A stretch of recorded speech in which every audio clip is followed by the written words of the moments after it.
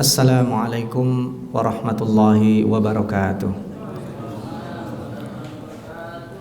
Bismillahirrahmanirrahim. Alhamdulillahilladzi hadana lil Islam wa akramana bil iman wa faddalana bil Qur'an. Allahumma salli wa sallim wa barik ala nabiyyina Muhammadin sallallahu alaihi wasallam wa ala alihi wa ashabihil kiram, amma ba'd.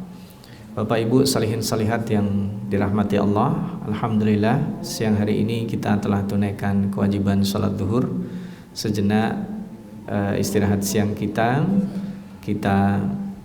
menikmati hidangan Allah, yaitu ayat-ayat Al-Quran. Dan pada siang hari ini kita akan membahas tentang secara tematik adab-adab dalam memilih pemimpin dari sisi promotif. Jadi ada beberapa ayat di dalam Al-Quran yang sangat banyak sekali terkait dengan aturan-aturan dan adab-adab kita secara person, bagaimana memilih pemimpin secara promotif. Jadi ada ayat-ayat yang sifatnya larangan, mungkin kita tidak bahas di kesempatan kali ini.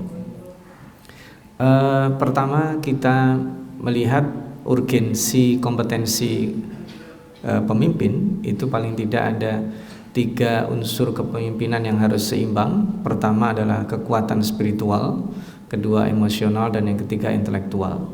Pemimpin yang dekat kepada Allah maka adalah pemimpin yang memiliki kekuatan spiritual, dan pemimpin yang seperti itu seharusnya juga pemimpin yang lembut dan berakhlak mulia. Pemimpin yang lembut dan berakhlak mulia serta dekat dengan Allah juga pemimpin yang seharusnya memiliki ilmu dan wawasan yang menunjang. Kenapa hal tersebut diperlukan? Karena ada 3 aspek dan kompetensi kepemimpinan, yaitu technical, manajerial, dan sosiokultural. Seorang pemimpin harus mampu berkomunikasi dengan baik dengan berbagai macam lapisan, menunjang kepakarannya untuk mengambil sebuah keputusan. Keputusannya ini harus bisa dipertanggungjawabkan, karena dia menjunjung tinggi nilai, norma, dan etika kepemimpinan. Di samping itu juga dia perlu responsif dan adaptif dengan lingkungan. Sebagai contoh misalnya, Mu'adz bin Jabal pernah dikritik oleh Rasulullah SAW ketika memimpin sebuah sholat. Beliau menikmati bacaan Al-Qur'annya, tetapi sangat panjang sekali. Nah, beliau tentu secara teknikal layak diangkat sebagai imam, tetapi kemudian beliau dikritik oleh Rasulullah SAW, afattanun anta ya Mu'adz, karena dari sisi sosiokultural beliau mesti adaptif, karena makmumnya ada yang orang tua, ada orang yang mungkin mau musafir, ada orang yang sakit. Maka kenapa bahasan pemimpin itu penting sekali? Syarat pemimpin dibahas secara detail di dalam fikih, dalam hadis, dan Al-Quran memberi norma yang cukup besar karena dia yang membawa. Syarat imam beda dengan makmum. Mohon maaf, orang yang jarang sholat dia datang sebagai makmum tidak ada problem. Pembunuh, penipu, mohon maaf, pezina, orang yang mungkin melakukan berbagai macam kejahatan, ketika dia datang ke masjid dan sebagai makmum tidak ditolak, karena syarat makmum lebih umum. Tetapi ketika seseorang akan diajukan atau mengajukan sebagai imam, dia harus ada kriterianya. Dan itulah yang saya lebih suka menyebutnya adab-adab dalam memilih pemimpin. Sehingga pemimpin ini bukan orang yang menonjolkan dirinya, tapi adalah terkait dengan kepatutan dan bagaimana kita memunculkan kepemimpinan berdasarkan fondasi dari ayat Al-Quran di surat Al-Furqan ayat 74. Bagaimana ayat ini menegaskan pentingnya grassroots, ya.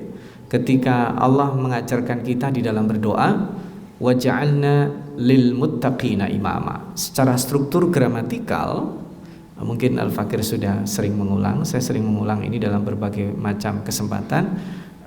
Kenapa secara gramatikal tidak disebut waja'alna imamal muttaqin? Itu secara gramatikalnya sama. Tapi Allah mengajarkan kita waja'alna lil muttaqina imama, Karena struktur perubahan sosial itu yang paling kokoh dimulai dari ketersediaan orang-orang bertakwa. Maka nanti yang menjadi pemimpin adalah yang terbaik di antara orang baik. Karena grassroots-nya sudah ada gitu. Nah, maka kita bisa lihat mengapa memilih pemimpin itu kewajiban syar'i. Salat jamaah tidak akan bisa dilakukan kalau tidak ada imamnya. Ya, sehebat apapun jamaahnya, kalau tidak ada imamnya yang maju, salat tidak bisa dilakukan. Maka memilih pemimpin itu wajib. Diisyaratkan dari wafatnya Rasulullah sallallahu alaihi wasallam, belum dikebumikan jasadnya, tetapi sudah harus ada pemimpin karena kevakuman itu tidak dibolehkan. Dan yang kedua, harus ada fondasi sosial yang kuat. Nah, yang ketiga, harus ada metode menyiapkan, yaitu leadership ya. Dan yang keempat, perlu ada ketokohan dan keteladanan. Yang kelima, ada kaderisasi. Kaderisasi itu sesuatu yang sangat lazim. Dan kaidah berikutnya adalah adanya hubungan ketersalingan. Pemimpin dan rakyatnya atau yang dipimpin itu saling mempengaruhi. Jadi rakyat yang kuat akan menghadirkan pemimpin yang kuat. Pemimpin yang kuat akan membuat rakyatnya menjadi kuat. Maka ini ada saling mempengaruhi, ada saling mempercayai, mutual respect ya, saling menghormati dan saling menjaga. Dengan cara apa rakyat menjaga pemimpinnya? Ya, supaya dia tidak menyeleweng, supaya dia terjaga untuk tetap adil. Bagaimana pemimpin menjaga rakyatnya supaya sejahtera dan supaya taat kepadanya? Nah, kita bisa lihat contoh hubungan ketersalingan ini dalam literatur sejarah kepemimpinan umat Islam. Pemimpin yang suka ilmu, rakyatnya cerdas. Ya, pemimpin yang dermawan, rakyatnya sejahtera. Pemimpin yang adil, rakyatnya terlindungi, saling menghormati dan mencintai. Pemimpin yang kuat, rakyatnya taat. Sebaliknya, pemimpin yang tidak suka ilmu, maka rakyatnya akan sulit untuk cerdas. Pemimpin yang bakhil, maka rakyatnya tidak sejahtera. Pemimpin yang tidak adil atau curang, maka rakyatnya juga akan menjadi rakyat yang memanipulasi dan menipu. Pemimpin yang lemah, rakyatnya akan cenderung saling bertengkar dan mudah diadu domba. Dalam sejarahnya, saya mungkin tidak sebutkan nama ya, adalah salah satu khalifah di dinasti Abbasiyah yang dia mencintai bentuk-bentuk arsitektur. Maka yang maju pada saat itu adalah seni arsitektur interior dan eksterior, luar biasa, karena pemimpinnya suka itu.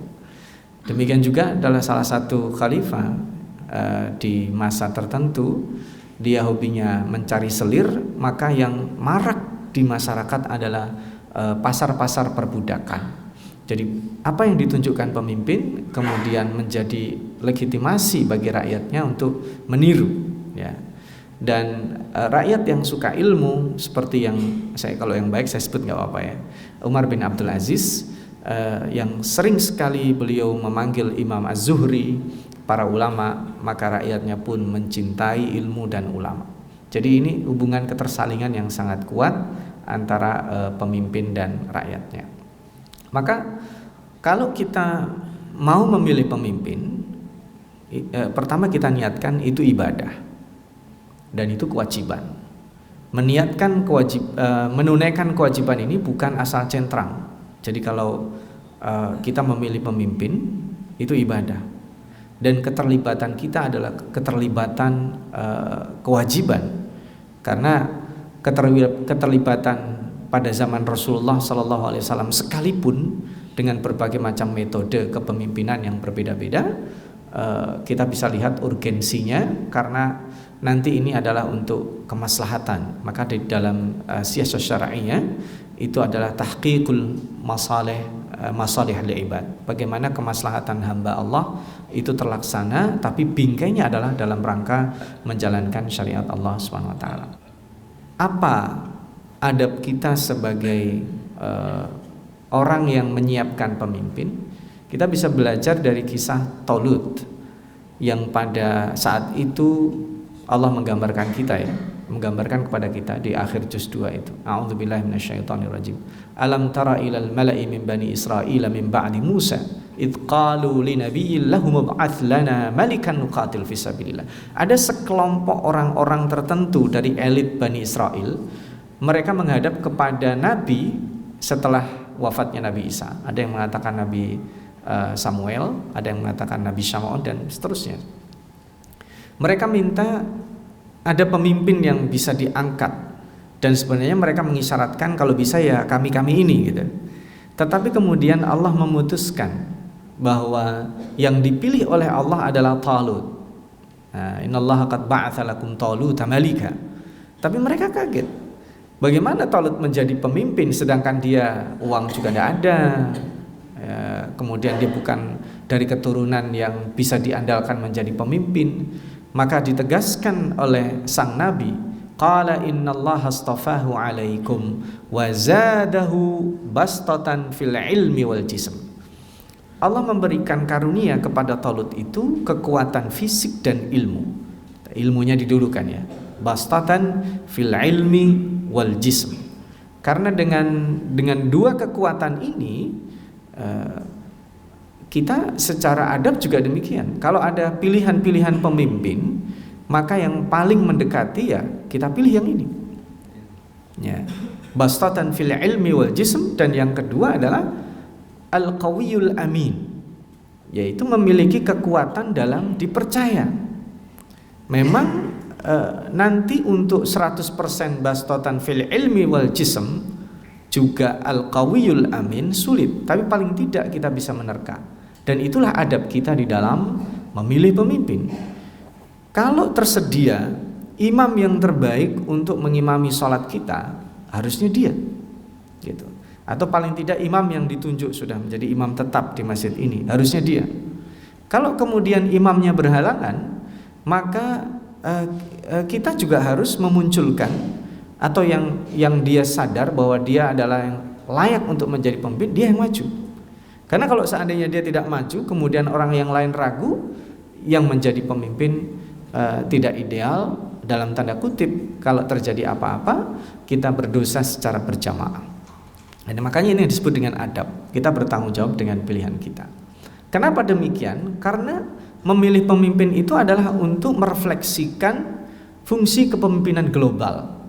Allah mengatakan, berfirman di surat Al-Baqarah 143 awal juz 2, wa kadzalika ja'alnakum ummatan wasata. Ummatan wasata ini adalah umat yang memimpin. Dalam banyak tafsirnya, wasata ada yang menerjemahkan moderat, umat tengahan, ada yang mengartikan umat yang adil, ada yang mengatakan umat yang memimpin. Ya, kita semuanya berdekatan artinya. Dalam bahasa Indonesia sudah menjadi kata serapan ya, wasit itu ya. Wasit itu bukan maklar, bukan moderator, bukan fasilitator, dia pemimpin. Wasit itu pemimpin pertandingan. Ada berbagai macam pertandingan di dalam olahraga. Kalau lebih dekat dengan struktur ayat ini adalah wasit sepak bola, dia harus dinamis. Ya, litakunu syuhada. Pemimpin itu hadir menjadi saksi dan mempersaksikan umat. Pemimpin tidak bisa sembunyi di balik meja, hanya mengandalkan masukan, apalagi orang-orang yang asal dia senang, tidak bisa. Dia harus hadir di tengah masyarakat, harus tahu realitas apa yang terjadi. Dia bisa update, bisa adaptif. Maka litakunu syuhada'a 'alan nas, dan syarat seorang pemimpin yang bisa hadir di tengah manusia adalah wa yakunar rasulu 'alaikum syahida, dia hadirkan rasul dalam dirinya. Jadi dia terinspirasi kehadiran Rasul dalam dirinya, sebagaimana dalam salat.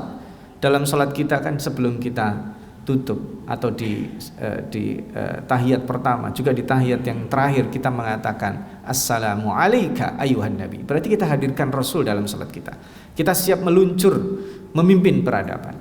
Maka umat Islam ketika menunjuk pemimpin, dia siap take off menjadi pemimpin secara global. Jadi visioner, visinya secara global.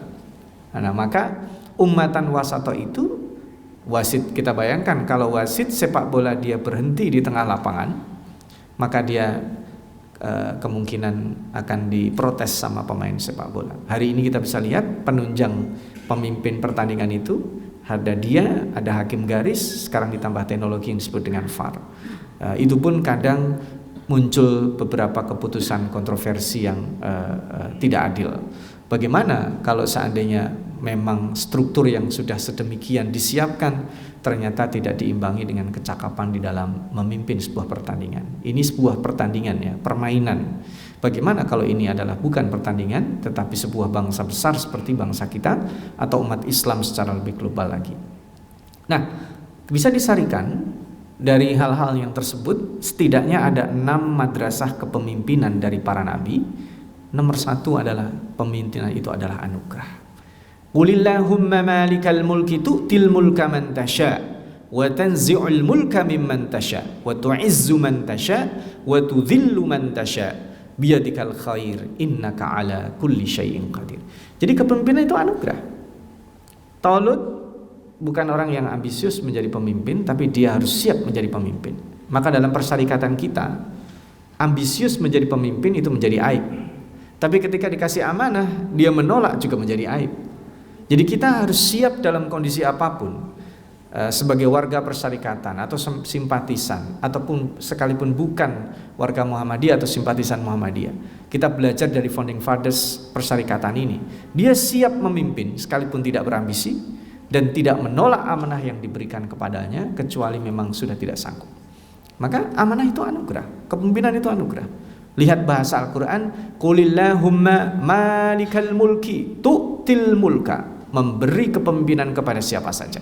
Tapi ingat, kepemimpinan yang tidak dilaksanakan dengan amanah dan baik, maka Allah meredaksinya adalah wa tanzi'ul mulka, bukan wa ta'khudul mulka. Kepemimpinan akan dicabut. Karena orang awalnya berat memimpin, tapi kalau sudah memimpin enak juga jadi pemimpin, dapat fasilitas A, fasilitas B, dipuji orang, on the stage terus gitu ya. Maka kalau dia tidak menjalankan dengan amanah yang baik, Allah akan cabut. Bukan Allah akan ambil redaksinya. Wa ta'khudul mulka, bukan, tapi wa tanzi'ul mulka. Dan itu akan dialihkan kepada orang yang dipilih Allah berikutnya. Maka syaratnya tadi sudah ya, ilmu dan fisik dia punya kekuatan. Tokoh dan keteladanan dia harus menjadi teladan. Karena itu ada sebuah kaidah yang mengatakan hasanatul abrar sayyiatul muqarrabin. Ada perbuatan yang dilakukan oleh rakyat biasa itu lumrah, tapi bagi seorang pemimpin itu aib. Artinya standar kebaikan seseorang yang menjadi tokoh masyarakat itu melebihi masyarakat biasa. Bukan dia bukan manusia, bukan, tetapi dia harus tahu, sadar bahwa dia selalu dilihat orang, maka posisinya adalah menjadi teladan. Pemimpin yang cinta ilmu mencerdaskan rakyat. Pemimpin yang dermawan mensejahterakan rakyat. Kalau dia bakhil, rakyatnya tidak akan sejahtera karena rakyatnya egoistik. Kalau dia punya mental kontributif, maka rakyatnya juga akan dermawan. Tapi kalau dia mentalnya eksploitatif, maka rakyatnya akan culas. Kurang lebih seperti itu. Dia juga harus mendidik spiritual agar makin dekat dengan Allah, karena bukan masalah teknis saja, dia perlu bimbingan Allah dalam mengambil keputusan. Dan ada konektivitas ya, ada keterhubungan. Pemimpin itu tidak boleh merusak kebaikan sebelumnya. Kalau memang itu baik, lanjutkan. Kalau masih bisa diperbaiki, perbaiki lagi. Kalau itu tidak baik, luruskan. Itu yang disebut dengan konektivitas. Dia tidak mulai dari nol. Dia harus melihat apa yang sebelumnya dan bagaimana dia punya visi ke depan. Dan yang terakhir ada regenerasi. Ya, tidak boleh dia ingin memimpin selama-lamanya karena zaman akan berubah. Salihin salihat yang berbahagia. Kita bisa mengambil pilar tata nilai dari sifat-sifat para nabi. Kepemimpinan itu bisa distandarkan dengan 4 sifat ini. Siddiq yang dibilang bahasa manajemennya adalah credibility. Bagaimana dia punya keyakinan sanggup memimpin dan itu tidak dibatasi. Dia punya jam kantor, tapi pemimpin tidak ada jam kantornya dalam artian dalam pelayanan dan siap di dalam melindungi masyarakatnya. Yang kedua, amanah. Amanah itu punya integritas dan itu tidak tiba-tiba. Kita belajar Al-Ankabut 14 ketika Allah menjelaskan kenabian atau kerisalahan Nabi Nuh alaihissalam. Allah berfirman, Al-Ankabut 14, a'udzubillahi minasyaitonirrajim, walaqad arsalna nuhan ila qaumihi walabisa fihim alfasanatin illa khamsina ama. Allah tidak menjelaskan 950 tahun yang sering kita simpulkan, tapi redaksi Al-Quran adalah 1000 tahun dikurangi 50. Maka ada masa 50 tahun beliau harmonis dengan kaumnya, ditokohkan kaumnya, dicintai kaumnya, ada integritas dibangun di sana. Nabi Muhammad SAW 40 tahun dicintai kaumnya, dipercaya kaumnya, menjadi pemimpin kaumnya. Sebelum di usia 40 beliau declare sebagai nabi. Maka ini integritas tidak terbangun tiba-tiba. Seseorang dipercaya tidak langsung simsalabim. Seseorang menjadi pemimpin tidak bisa langsung direkayasa dengan apa saja, dengan undang-undang atau dengan lembaga survei atau apa saja, nggak bisa. Dan dia juga perlu punya kecakapan komunikasi.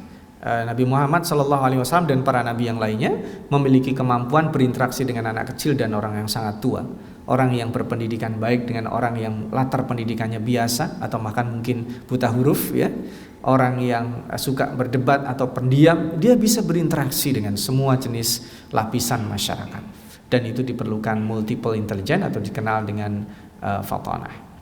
Nah, mungkin di 5-10 menit terakhir ada dua hal yang ingin saya sampaikan, framing terkait dengan kemenangan di dalam kepemimpinan itu sesungguhnya adalah kemenangan bagaimana kita membesarkan Allah dalam diri kita, sebagaimana passcode yang Allah ajarkan pada saat kita sholat.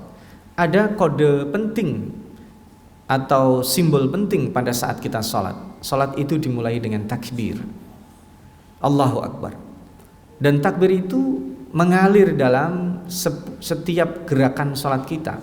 Tapi umumnya kita lupa atau tidak menyadarinya bahwa gerakan kita pun harus membesarkan Allah.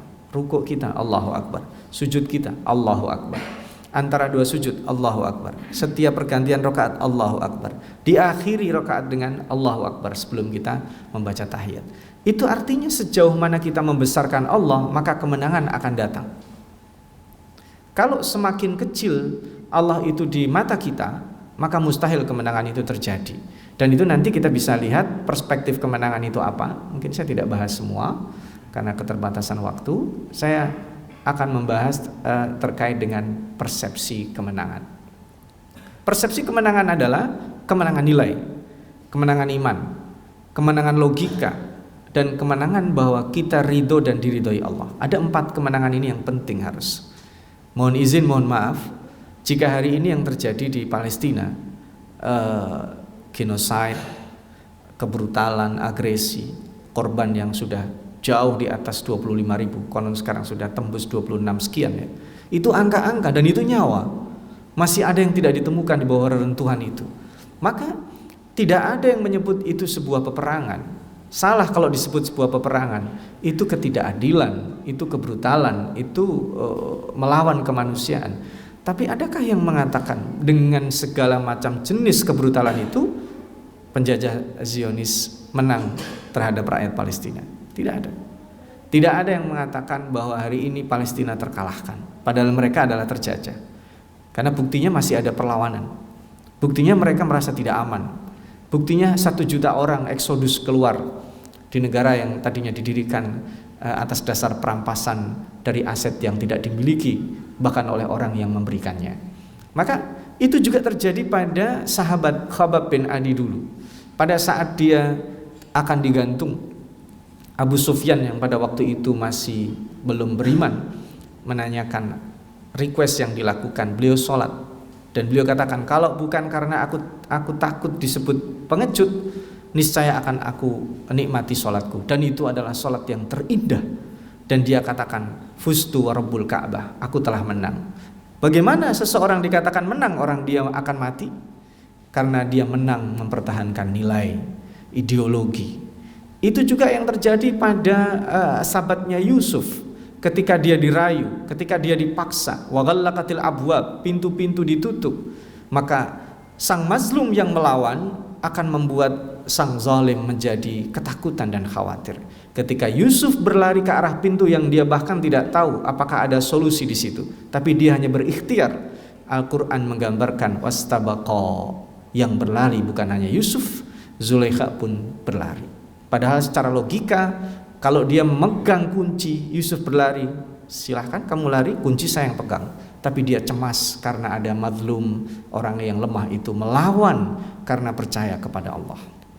Maka kemenangan nilai itu juga ketika Raja Zalim itu berhasil membunuh Ghulam di Ashabul Ukhdud. Ghulam mengatakan, Anda tidak akan bisa membunuh saya karena yang mematikan saya adalah Allah. Jika Anda ingin membunuh saya, kumpulkan rakyat, lalu Anda ambil panah, berkatalah Bismillahirrabbilghulam. Lalu dia ambil panah dan mengatakan Bismillahirrabbilghulam, ternyata tidak bisa. Dianggapnya Ghulam menipu.